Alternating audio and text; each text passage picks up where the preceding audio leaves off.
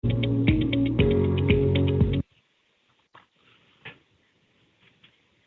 afternoon, and thank you for attending today's first quarter 2023 earnings release call for HomeStreet Bank. Joining us on this call is Mark Mason, CEO, President, and Chairman of Board. I would now like to pass the conference over to our host, Mark Mason. Please go ahead.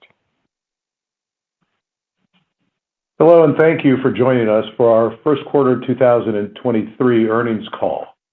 Before we begin, I'd like to remind you that our detailed earnings release and an accompanying investor presentation were filed with the SEC on Form 8-K on Monday and are available on our website at ir.homestreet.com under the News and Events link. In addition, a recording of it and a transcript of this call will be available at the same address following our call. Please note that during our call today, we will make certain predictive statements that reflect our current views, the expectations and uncertainties about the company's performance and financial results. These are likely forward-looking statements that are made subject to the safe harbor statements included in Monday's earnings release, our investor deck, and the risk factors disclosed in our other public filings. Additionally, reconciliations to non-GAAP measures referred to on our call today can be found in our earnings release and investor deck available on our website. Joining me today is our Chief Financial Officer, John Mitchell. John will briefly discuss our financial results, and then I'd like to give an update on our results of operations and our outlook going forward. John? Thank you, Mark. Good morning, everyone, and thank you for joining us. In the first quarter of 2023, our net income was $5.1 million, or 27 cents per share, as compared to net income of $8.5 million, or 45 cents per share in the fourth quarter of 2022. In the first quarter of 2023, our annualized return on average tangible equity was 4.1%, our annualized return on average assets was 22 basis points, and our efficiency ratio was 87.2%. These results reflect the continuing adverse impact the significant increase in short-term interest rates has had on our business. Our net interest income in the first quarter of 2023 was $6.3 million, lower than the fourth quarter of 2022, due to a decrease in our net interest margin from 2.53% to 2.23%. The decrease in our net interest margin was due to a 52 basis point increase in the cost of interest-bearing liabilities, which was partially offset by an 11 basis point increase in the yield on interest-bearing assets. Yields on interest-earning assets increased as yields on investment securities improved, and the adjustable rate loan yields increased due to increases in the indices in which their rates are based. The increase in the cost of interest-bearing liabilities was due to the overall higher deposit and borrowing costs. Our cost of borrowings increased 64 basis points during the first quarter, while the cost of deposits increased 56 basis points. Our effective tax rate for the first quarter of 2023 was 22%, which is the expected tax rate for the rest of 2023. A $0.6 million provision for credit losses was recorded during the first quarter of 2023, compared to a $3.8 billion provision for credit losses in the fourth quarter of 2022. The provision for the first quarter of 2023 primarily related to the net charge-offs realized in the quarter, as overall portfolio loan balances only increased $60 million. Going forward, we expect the ratio of our allowance for credit losses to our loans held for investment portfolio to remain relatively stable, and provisioning in future periods to generally reflect changes in the balance of our loans held for investments, assuming our history of minimal charge-offs continues. Our ratio of non-performing assets to total assets remained low at 15 basis points. The increase in non-interest income in the first quarter of 2023 as compared to the fourth quarter of 2022 was primarily due to a $1.1 million increase in single-family lending gain on sale activities. The $2.1 million increase in non-interest expenses in the first quarter of 2023 as compared to the fourth quarter of 2022 was primarily due to higher compensation and benefit costs, partially offset by lower information services costs. The higher level of compensation and benefit costs was due to seasonally higher benefit costs, primarily employer taxes and 401k matches, and a reduction in deferred costs due to lower levels of loan production. Additionally, the benefits of lower levels of staffing resulting from layoffs in our loan origination operations in the first quarter were offset by the impact of raises given during the first quarter and the employees added from the acquisition of 3 branches in Southern California. I will now turn the call over to Mark. Thank you, John. The banking industry experienced significant turmoil during the first quarter, driven by the now historically record velocity and magnitude of the Federal Reserve's increases in short-term rates during this cycle. As with other banks, we experienced some marginal deposit outflow in March beyond that which we have experienced to date from deposit competition as a few depositors move funds from community and regional banks to national banks. Very few, actually. Consistent with our peers, however, these depositor anxiety outflows appear to be substantially abated in April. We're fortunate in this environment that our level of uninsured deposits is among the lowest in banking at 14% of deposits at the end of March. However, we expect rate-based competition for deposits to continue until the Federal Reserve stops raising rates and ultimately reduces rates. While we have not seen any material depositor anxiety, we took steps at quarter end to improve our liquidity position. At quarter end, we held substantially more cash than we would in the normal course, over $300 million more. And while we are unlikely to continue this practice, we felt a temporary increase in on-balance sheet liquidity was appropriate at that time. Also, where appropriate, we are working with a few of our customers to secure additional FDIC insurance coverage, either through changes in account vesting or through the IntraFi, ICS, and CDARS programs. Additionally, in the quarter, we utilized the Fed Bank Term Funding Program, which for us is a lower-cost wholesale funding option, which provides for fixed-rate funding that can be refinanced without penalty if rates decrease.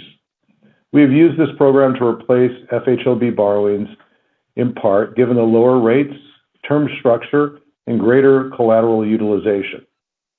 At quarter end, our contingent funding availability was $6 billion, representing 6 times the level of uninsured deposits and 85% of total deposits. During the first quarter, we significantly reduced our level of loan originations and continued to offer very competitive promotional price deposits, which allowed us to attract and retain deposits without immediately repricing our existing interest-bearing deposit base. Over time, of course, customers in our non-promotional deposit products are expected to migrate to the better-yielding promotional products, though this migration has been slow. However, this ongoing migration is part of the continuing increase in our overall deposit costs. The competitive rate environment has resulted in reductions on our net interest margin, which are expected to continue until rates stabilize and later fall. Today, based upon commentary from the Federal Reserve, that time appears to run through the end of this year. We have not experienced material identifiable deposit loss related to concerns about deposit security, and other than seasonal tax payments, we have seen stability in our deposit balances in April. We are fortunate to have a valuable retail deposit franchise with customers who will invest in certificates of deposit and money market deposit accounts at rates well below brokerage money market funds, treasuries, and wholesale borrowing rates. Additionally, based on our experience, we expect many of these new promotional deposit customers will convert to full relationship core deposit customers over time. In addition to our ongoing organic deposit gathering, we acquired 3 retail deposit branches from Union Bank US Bank in Southern California. During the quarter, these branches experienced higher than anticipated levels of runoff, both before and after our transaction closed on the 10th of February. The balance of deposits acquired was $373 million, which declined to $322 million at March 31 due to a number of factors, including greater customer concerns than we expected about the relative size and branch footprint of HomeStreet versus U.S. Bank, deposit outflows due to the rate-sensitive environment, depositor security anxiety caused in part by turmoil in the banking industry, and data-driven conversion challenges that cause frustrations experienced by deposit customers. We constructively worked through these conversion issues with U.S. Bank, which resulted in a reduction to the deposit premium we paid. As a result, we did not pay a premium for a majority of the post-closing runoff we experienced in the quarter, and the additional goodwill recorded from this acquisition was substantially lower than originally anticipated, reducing the impact on our tangible book value. In spite of these challenges, we're excited about the branches and teams that joined the bank and our opportunity to now grow our customer base in these new communities. These communities have only been served by large national banks, and until this transaction, they did not have a community bank choice. In the first quarter, we recorded a $0.6 million addition to our allowance for credit losses. This addition primarily relates to replenishing the ACL for the minimal level of net charge-offs, as the loan portfolio barely increased during the quarter. Charge-offs in the quarter were $0.6 million, and non-performing assets remained low at 0.15% of total assets. Total delinquencies were slightly higher in the quarter at 41 basis points versus 29 basis points in the prior quarter. While delinquencies remain low, an increase in the over 90-day past due and still accruing category was due to one residential construction loan that matured at the end of 2022. This project, which has a substantial level of over-collateralization, has been completed and sales are now occurring, so we have no concerns about it. Overall, we are happy with the velocity of sales in our residential construction book. Generally, today we are getting a higher level of project completions and payoffs than new projects. This developer conservatism is appropriate for this point in the cycle, despite the ongoing low level of homes available. We expect home building loan volume to begin growing again once rates stabilize and mortgage rates return to normal spreads. Our loan portfolio remains well diversified, with our highest concentration in Western states multifamily loans, one of the lowest risk loan types historically. Our delinquencies, non-performing assets, and classified assets remain at historically low levels. Our portfolio is conservatively underwritten with a very low expected loss potential. Credit quality remains solid, and we currently do not see any meaningful credit challenges on the horizon. We are continuing to experience the cyclical downturn in commercial real estate and single-family mortgage loan volume, which fell to historically low levels in the fourth quarter of last year, but only marginally improved in the first quarter. One of the largest challenges for us has been the impact on prepayment speeds, which continue at historically low levels, particularly for multifamily loans. We are generally not making any new multifamily loans today, with the exception of Fannie Mae DUS loans, which we sell. We're focused today on working with our existing borrowers to create prepayments or to modify existing loans to advance more proceeds where appropriate or extend fixed rate periods in exchange for increasing the interest rate on these loans. Over time, we expect these efforts to make a meaningful improvement in both the size and yield on our multifamily portfolio. As previously noted, during the first quarter, we grew our loan portfolio by only $60 million, or 1%. We are continuing to limit our loan portfolio growth, focusing our loan origination activity primarily on floating rate products such as commercial loans, residential construction loans, and home equity loans. We are also experiencing diminished demand for loans generally, mostly due to uncertainty regarding the economy and the overall higher level of interest rates. Accordingly, we are anticipating only a modest increase in our loan portfolio in 2023.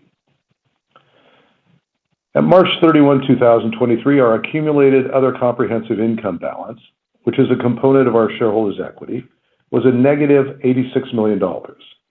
This represents a sizable $4.60 reduction to our tangible book value per share, but it is not a permanent impairment in the value of our equity and has no impact on our regulatory capital levels. Given the available liquidity, earnings, and cash flow of our bank, we don't anticipate a need to sell any of these securities to meet our cash needs, so we don't anticipate realizing these temporary write-downs. While our current lower level of profitability is less than adequate to us, it has been materially driven by the exogenous interest rate environment. We look forward to what an environment of stable rates, whenever that comes, can provide for improved financial performance for our bank. Until that time, we are doing all we can to limit balance sheet growth, maintain liquidity, defer or reduce expenses, reduce staffing to required levels without damaging our business. As we shared last quarter, the significant uncertainty of future interest rates, deposit flows, and the economic environment, among other things, make providing guidance on the timing and levels of financial targets too difficult at this time. We expect to return to such guidance after these uncertainties have substantially subsided. Our long-term goals to meet or exceed our peers with respect to our financial performance remain. And I'll repeat my comments from last quarter. We acknowledge the relative disadvantages of our existing model in an environment such as the one we are experiencing today. We note that while this period of lower earnings is painful and somewhat unexpected, our higher than expected earnings of both 2020 and 2021 was similarly great and unexpected. The current structure that makes our bank more sensitive to cyclical changes in interest rates allows us to over-earn in declining rate environments. And while we have worked to reduce the impact of this cyclicality, it's important to acknowledge a through-the-cycle earnings performance. I repeat these comments, again, not to excuse our current low level of earnings, but to put them in perspective. With that, this continues our prepared comments today. We appreciate your attendance and attention. John and I would be happy to answer any questions you have at this time.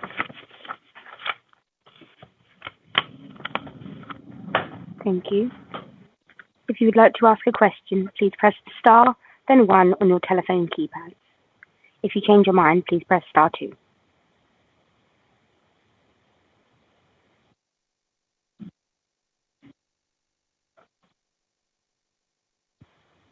We have the first question on the phone lines from Matthew Clark of Piper Sandler. You may proceed with your question, Matthew. Hey, good morning. Good morning.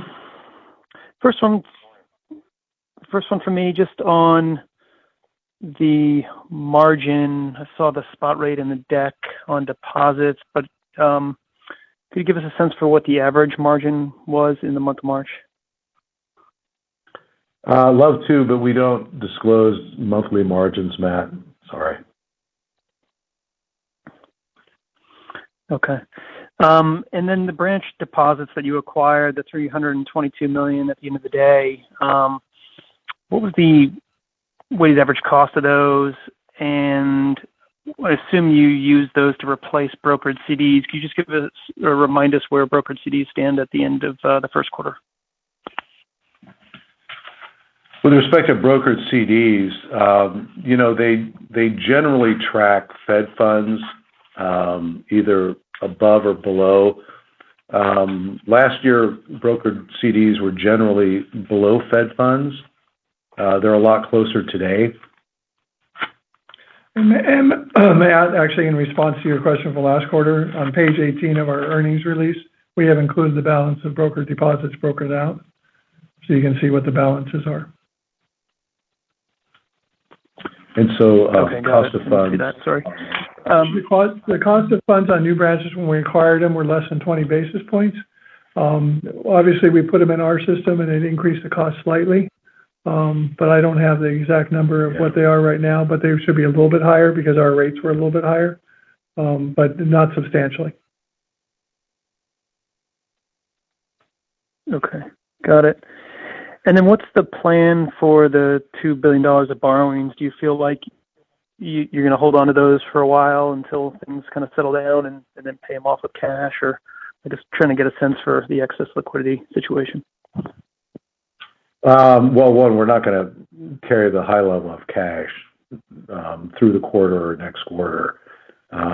We did that at the end of March out of a view that demonstrating more on balance sheet liquidity would be important to certain people at this time. I don't think we think that's necessary today because, market anxiety, from what we can tell, has largely abated.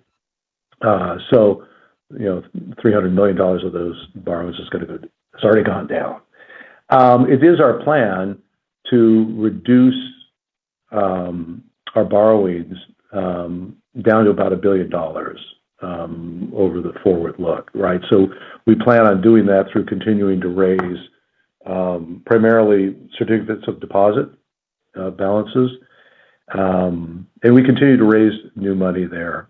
So how long that will take is a little uncertain at this point. We'd love to have it done by year end. We may not. It's likely to continue into next year.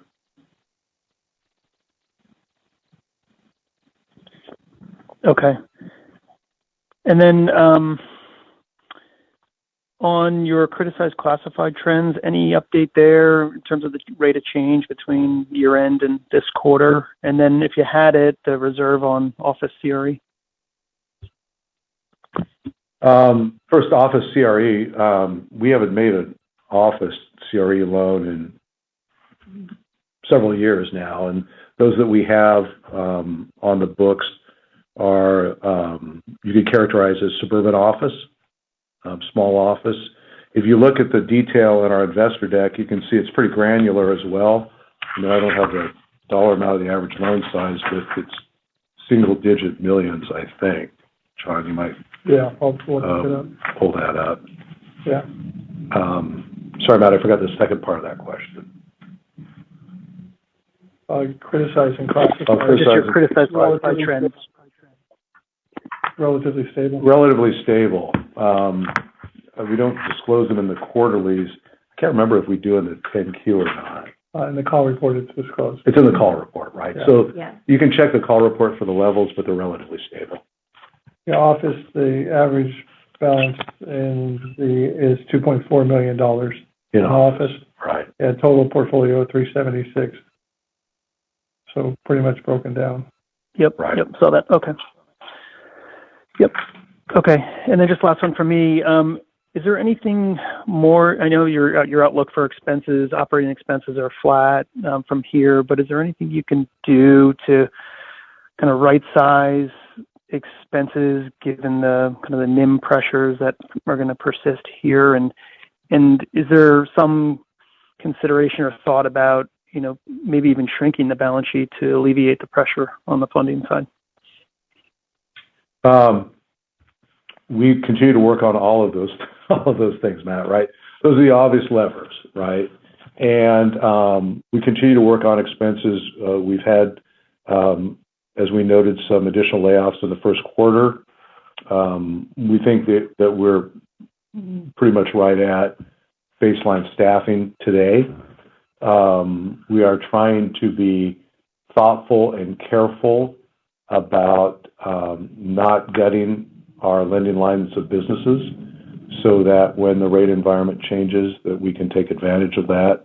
Though we are very lean today in those business lines. Balance sheet shrinkage, we would love to shrink certain parts of it, of course, more quickly, right? We'd love to shrink our multifamily portfolio more quickly. The single family runoff rate is a little low historically, but not quite as bad. And the rest of the portfolio is sort of running at sort of historical prepayment speeds. There are things that will change those prepayment speeds. And the most significant one, of course, is the prospect of lower rates going forward. The multifamily portfolio has been particularly sticky, as you might expect, given the rates on the loans when they were originated.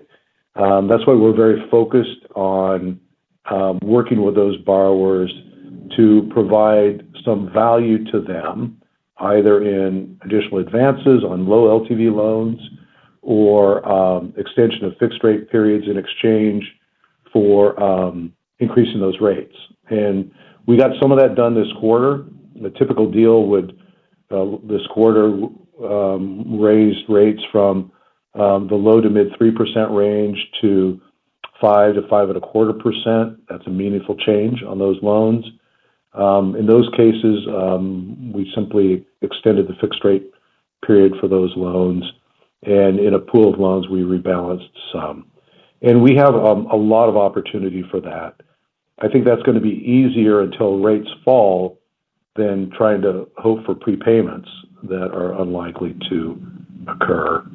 But as soon as we get some relief on rates, we're going to see more significant prepayments. The other lending we're doing is primarily revolving, right? And while you may see new origination levels of a certain amount, those are commitment levels and not new balances.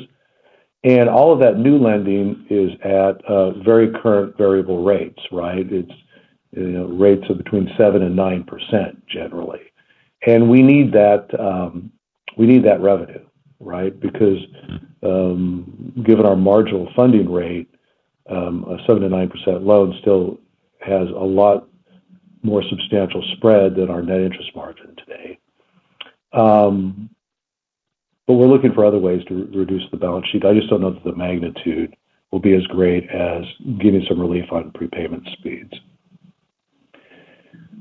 Those are the things that we continue to work on while continuing to think of new and more attractive ways to raise new deposits. Obviously, a very competitive market.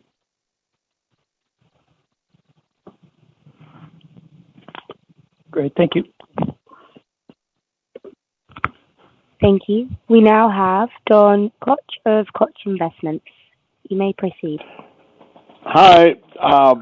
I've got several questions, one strategic and three tactical. I'll ask the strategic question and then just please give me some color on this, and that is, I'm just a little very puzzled. You're a premier, outstanding financial institution in one of the best states in the nation. And why in the world would you want to put your foot into a manure patch in one of the worst states in the nation with very high taxes, high crime, and extremely poor governance? Now, I've read your review. I've read the 24,000 accounts. But, I mean, you're 4 hours away by plane. I mean, do you have the skill set and the overview? And, I mean, of all the places I want to have increase my presence, anything in California banking has a huge discount to sort of economic value because only 750,000 people left the state last year.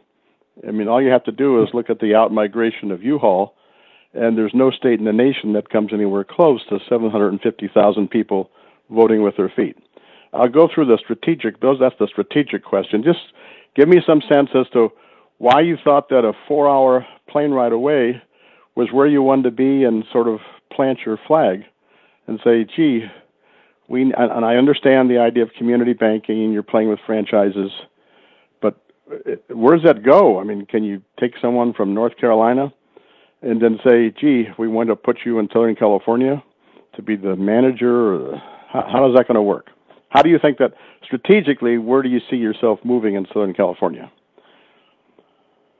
Well, I appreciate the question. I don't know if you know my background or other members of management. We all came from Southern California. And so you're not there now, though. But go ahead. We're not headquartered. We're not headquartered there. If you could allow me to finish. Yeah. So, look, to grow, you have to have an attractive product, and you have to have a reasonably sized market, right? The markets in the Pacific Northwest are incredibly small relative to Southern California. Southern California arguably is the largest individual market in the United States. We're very familiar with Southern California. We entered Southern California many years ago at this point We've acquired 2 banks. We've acquired a number of branches. We've opened a number of de novo branches. Today, about a third of our branches are in Southern California. So our decision to add to that branch network was a fairly easy one, in particular because these 3 new branches are in smaller communities that match up well with community banking. The deposits in those branches are super sticky. They're primarily small consumer balances, which today are highly valuable. They are very rate insensitive, and we match up very well with those markets. And so, look, I completely understand your negative comments on California. They are spot on. However, California is not going anywhere. It's still going to be a very large market forever. And we're already there, and this decision was a fairly easy one and timely. Okay. 3 other just simple tactical questions. Do you have in the immediate future some kind of, if I were looking at what you have now, I'd be very aggressive in a buyback, and I'd encourage all my management and all my employees to buy the stock, and have some kind of signaling from the board members that each board member acquires 10,000 shares of stock at 11. I mean, this is absurd. If you have a real book value of close to 30 and the stock's 11, I mean, there's a real phenomenal disconnect in lifetime opportunity. And that type of signaling, just signaling by buying 1,000 shares, gives a tremendous comfort to the market that you guys are putting your money where your mouth is. Understood. As a company, we're not in a position to buy back stock at this time, right? No, I saw that. We're just not, right? So, love to, and we've done a lot of that over the last several years. Would much rather have been purchasing stock today, obviously, but that's not in the cards. We discussed with our board the opportunity. We have requirements for our board members to own a certain amount of stock. I believe it's 3x their annual retainer, which is not insignificant. And I think most, if not all of them, are close to that. But we do discuss it. At the end of the day, it's an individual decision, but we do discuss that. We've never been faced with this kind of low stock price. And so we'll see what happens. But your point's well taken. 2 other quick tactical questions. There's a difference between goodwill and book value.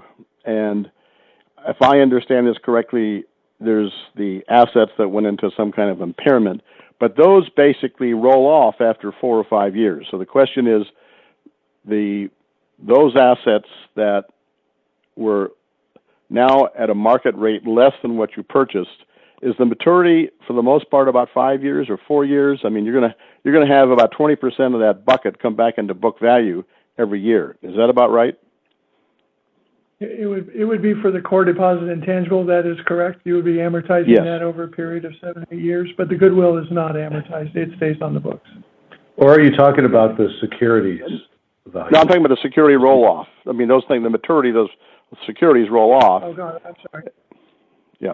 That's what I thought. So the average duration in the portfolio today is 4.5 years, right? Yeah. So your calculation is kind of correct if you think about back of the envelope, right? Yep. That's what I'm looking for.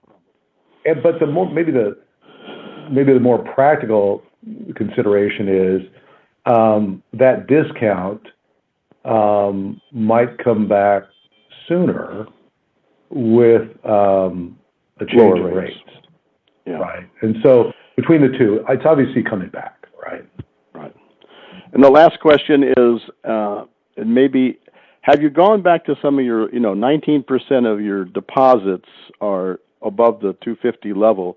If you have a large $5 or $7, $10 million deposit, have you ever done these reverse repos where you say, look, your money is good, don't worry about it, we'll give you a piece of our investment account? Can you go back to your individual people who have large deposits and find a way to sort of give them comfort to stay in the game? First of all, it's 14%, not 19%. Our level of I was reading off your news release, but that's okay. Go ahead. I think it's 14. but okay. because I do want to make sure we got the right number. Yeah. So not reverse repos, but we do use the IntraFi products, ICS and CDARS. And if you're not familiar with those, you might check it out. Okay, you are familiar. And that's really the best way, because then we can get them 100% FDIC insurance with rates that we customize to each customer. And we are doing that. I'm surprised. I guess I feel fortunate that we don't have many customers that have had much anxiety. I feel good about that. But where we have had some, they do want to stay with us. They don't want to go somewhere. So we have utilized those products. Yeah. Well, I congratulate you on all what you're doing. We've been major investors for a long time, but we see you as a southeastern opportunity and presence, and I think good governance, low crime, responsible government is where at least we continue to put our equity assets into, because we want to stay out of states that basically can't get their act together. We don't own any property in Chicago or Baltimore or San Francisco, and we run away from areas where governance is just too crazy to, when you have 12% marginal tax rate, everybody just votes with their feet. So your southeastern presence is what gives you a real premium over the time. So thank you for your good job. Keep doing a good job. Well, thank you. We appreciate the questions and the comments, sir. Okay, thank you. We now have Woody Lay of KBW. You may proceed with your question, Woody. Hey, good afternoon, guys. Hey, Wood. Hey, Woody. Wanted to touch on deposits. So if you adjust for the acquired balances, they were down about 10% quarter over quarter, which was mostly from that brokered deposit bucket. Can you just walk through the dynamics that were at play in that segment? Were the declines really from losing deposits due to competition? Just trying to figure out what drove that decline, and sort of do you think the broker deposits can continue to increase from here? So we use broker deposits interchangeably with borrowings. We are conscious of our loan-to-deposit ratio, but we look at the cost of funds, right? And last year, the cost of broker deposits was much more attractive than borrowings.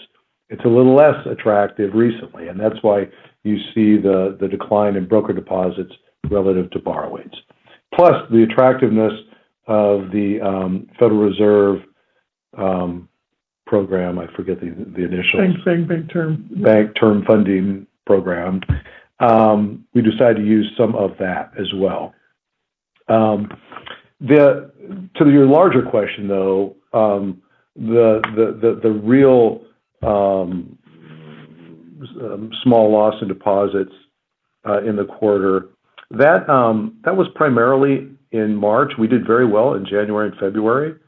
March, I think, highlighted everything that happened in March, highlighted the yield opportunity.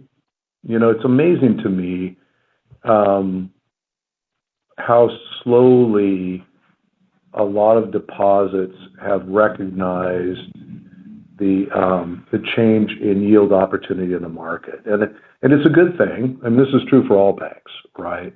That our customers really are loyal to us and really do like banking with us, and that they're willing to accept a lower yield than maybe the absolute highest yield they could find someplace in the marketplace.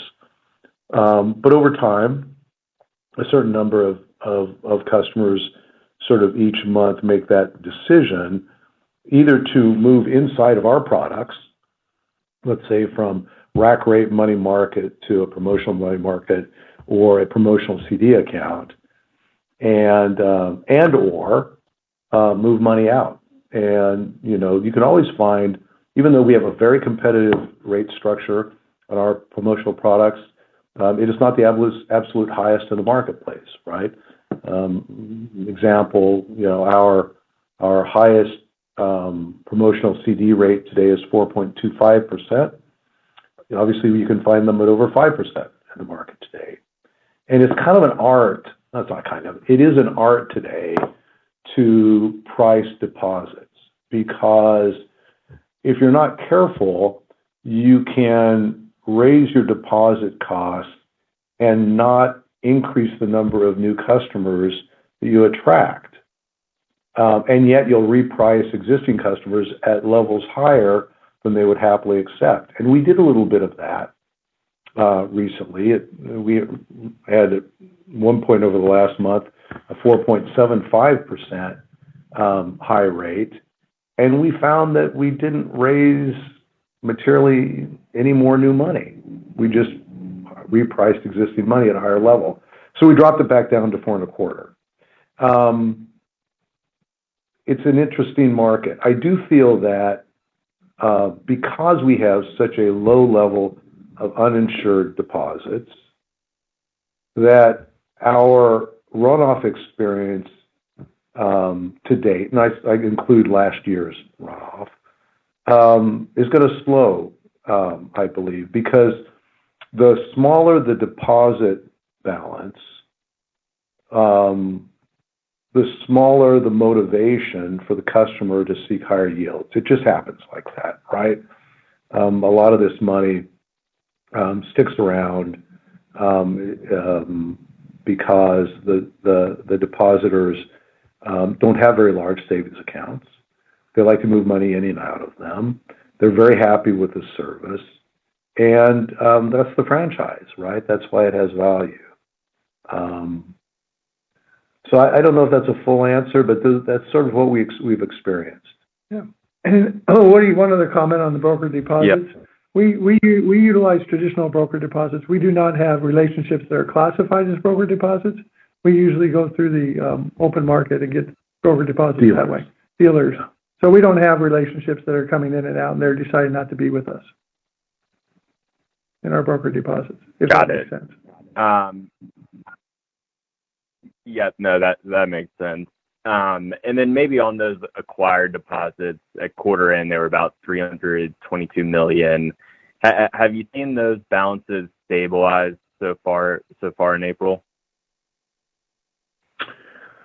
We believe we have, though April has seasonal outflows for taxes, and it's a little hard right now to read through what are tax payment losses or other reductions. We're going to know better next month. Got it.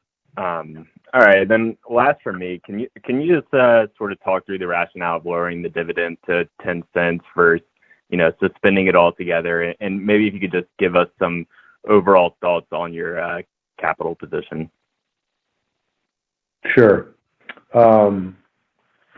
First, we believe that we still have a solid capital position, right? Our CET1 is still about 8%. Over 8%. Over 8% today. And substantially more level of capital at the bank, of course, right?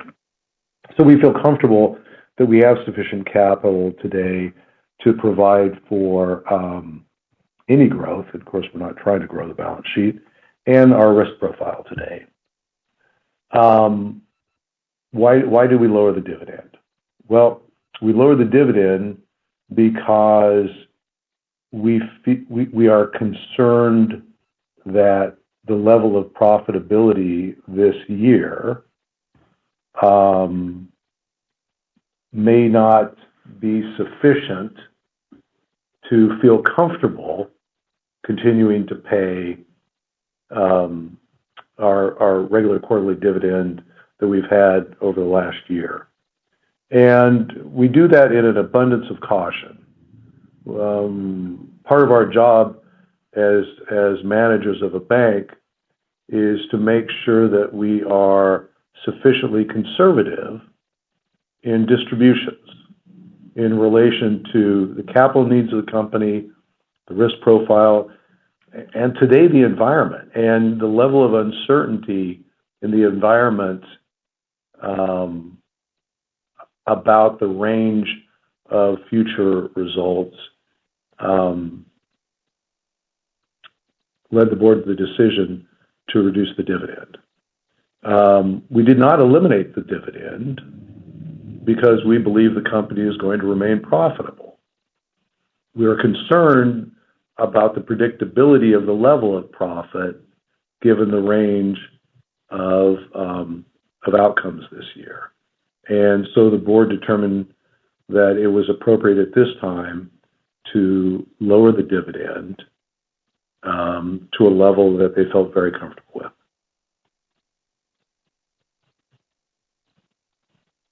Got it. All right, that's all for me. Thanks for taking my questions. Thank you. Thanks, Woody.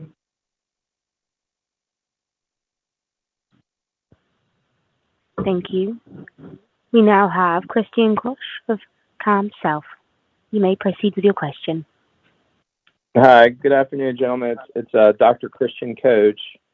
I guess my biggest concern after listening to you all speak for about an hour is, Mark, you've cited several times that you're hoping and waiting for interest rates to level out or go down. And I think we all are on the same page on that, but that's not a business strategy. So my point is, do you have a playbook where, long rates go to 5 or 7%? Obviously, that's not positive, but you need to be prepared for the worst and hope for the best. And I guess I'm struggling with your hope of rates going down versus how you manage the business. Could you just talk a little bit about your positioning on that? Sure. Well, look, we're essentially positioned for that today, right? Everything we do today is focused on managing the balance sheet, maintaining liquidity, having a competitive deposit product, and in trying to manage pressure on funding, right? My comments about a lower interest rate environment really relate to the structure of our balance sheet. I mean, the reality is we are structured somewhat liability sensitive.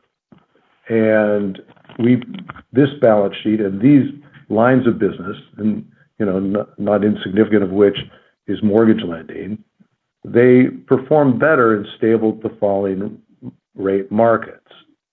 And so to say our only business strategy is hoping for a decline is not necessarily true. It's an observation on the structure of our businesses. So hopefully I didn't suggest our only strategy was a hope. And I would add that we have taken steps to address the potentials for, as you say, prepare for the worst and hope for the best. We've put over $1.3 billion of fixed rate financing in our, between our FHLB advances and the Bank Term Funding Program to lock in those rates so that if rates do go up, we do not have adverse impact from that. And then that's a significant portion of our borrowings today. Excellent. And then just one other follow-up. I think in a prior comment you had mentioned on the investment portfolio that your average duration was about 4 to 4.5 years. So in theory, you could be in a position where your net interest margin and your earnings per share, net earnings are going down, but yet your book equity is actually going up because that's being pulled back into the balance sheet. Is that a fair assessment of kind of how those dynamics work? That could occur, right? It obviously depends on deposit costs, right? And general rates, among a lot of things, including loan volume and expenses and a whole bunch of stuff, right? But you're right, that could happen. Okay. And then just a funny clarification, but you had said deposit security anxiety. Is that a new like psychological disorder, or how would you clarify that? Well, I don't know what the popular term is, but when several banks notably lost a lot of deposits in March, right? I would call that depositor anxiety, right? Now, we did not experience much. In fact, it was very hard to identify any material amount, but that was a marketplace issue at the end of the quarter. All right. Thank you, guys. Thank you for the questions. Thank you. We now have a follow-up from Matthew Clark of Piper Sandler. You may proceed, Matthew. Hey, thanks for the follow-up. Just back on capital, what do you and the board view as your most constraining capital ratio? I mean, Tier 1 is, I think, down a little bit, linked quarter into the mid-8s. Total risk base at the holdco, I think 11.15. You have additional margin erosion coming, lower earnings. Fortunately, you cut the dividends. That's going to help, I think, stabilize some of the capital ratios. But I guess, getting back to kind of what do you view as the most constraining capital ratio, or at least the board's view? Well, today I think that's Tier 1. That's the ratio that's we believe most sensitive today. We aren't as sensitive on the risk-based side because of our large multifamily portfolio, which gets 50% risk-weighted for the most part. So it compared to other banks, Tier 1 is we're a little more sensitive to Tier 1 than we are to risk-based capital measures, and the other three measures are risk-based capital measures. So. Okay. Is there any minimum threshold that the board wants to manage to?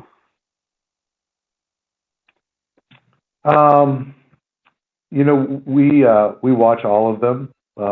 We have internal risk appetite levels for each of the measures. Okay. Thank you. Thanks, Matt.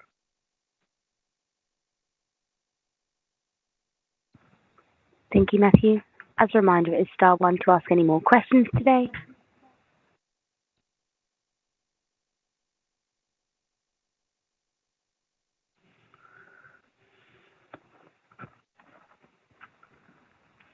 We have had no questions registered, so I'd like to hand it back to the management team for any final remarks.